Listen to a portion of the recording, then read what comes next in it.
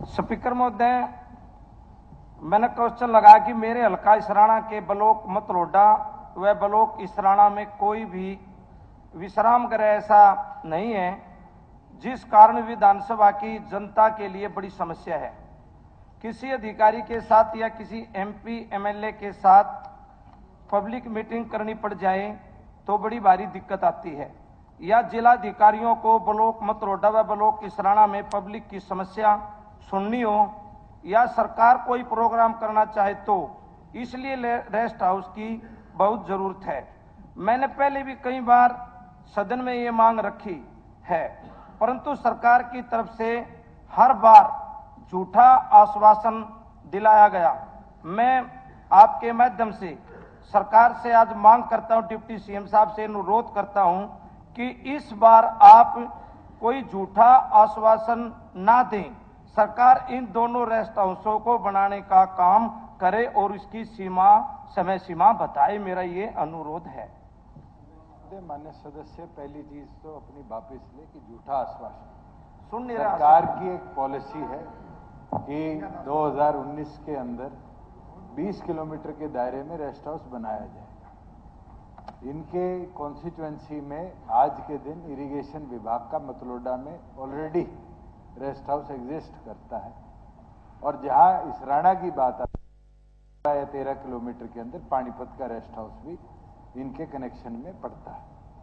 दूसरी चीज है कि सरकार ने आश्वासन, मुझे नहीं लगता कि 4-4.25 साल में मैंने कोई सदन में आश्वासन दिया, मगर क्योंकि इसराना कॉन्स्टिट्यूएंसी हेडक्वार्टर है, आने वाले भविष्य के अंदर अगर इसके नॉर्म्स रिवाइज होंगे सरकार जरूर विचार करेगी। स्पीकर सर, जहां तक बात यह है कि मतलोडा के अंदर एलिगेशन का रेस्ट हाउस है, मतलोडा के अंदर नहीं है, इसराना के अंदर है, परंतु वो भी ना के बराबर है, उसमें कोई सुविधा नहीं है। रही बात दूसरी किलोमीटरों की, डिप्टी सीएम साहब ने उत्तर दिया कि इसराना से पानीपत का जो रेस्ट हाउस है वो मतलब दूरी जो मापी गई वह 12 किलोमीटर है, जो कि वो गलत है।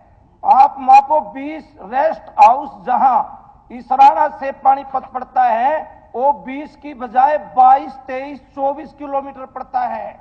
ये पैमास आप करा लो।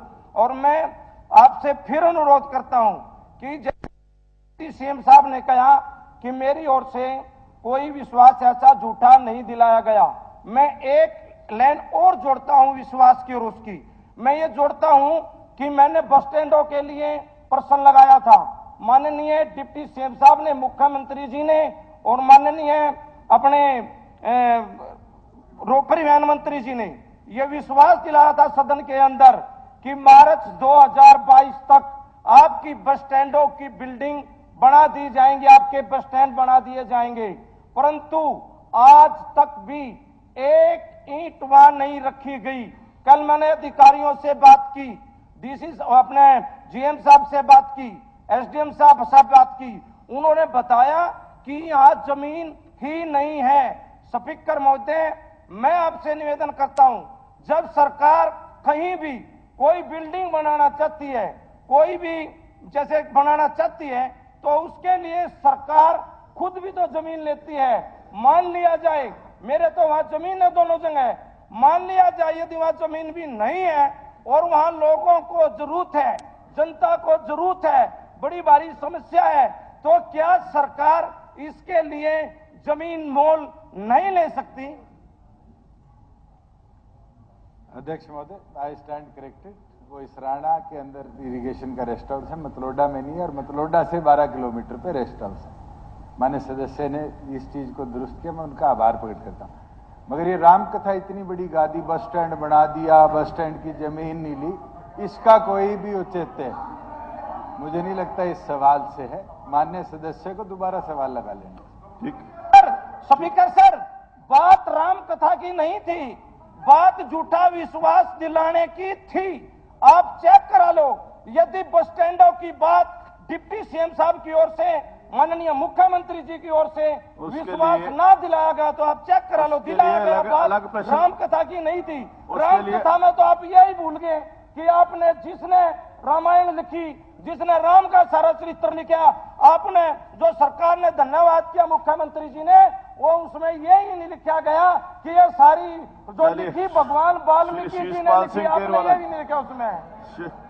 माननीय सदस्य कह रहे हैं कि हम भूल गए। मैं तो केंद्र सरकार का धन्यवाद करता हूं, महर्षि वाल्मीकि जी के नाम पर अयोध्या धाम का जो एयरपोर्ट है वो रखा गया। मुझे लगता है कि माननीय सदस्य को श्री कल शीशपाल धन्यवाद केलवाला प्रस्ताव में खड़े होकर इसका समर्थन जरूर करना चाहिए कि इतना बड़ा कदम सरकार ने उठाया।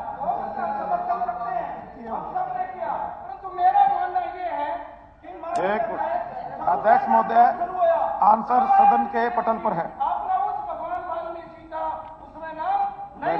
बैठिए बैठिए रामनिवास जी बैठिए।